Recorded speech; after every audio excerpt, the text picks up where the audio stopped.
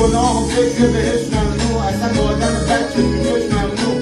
رفتارهای زش ممنوع، دیگه کار باز بد کل کشور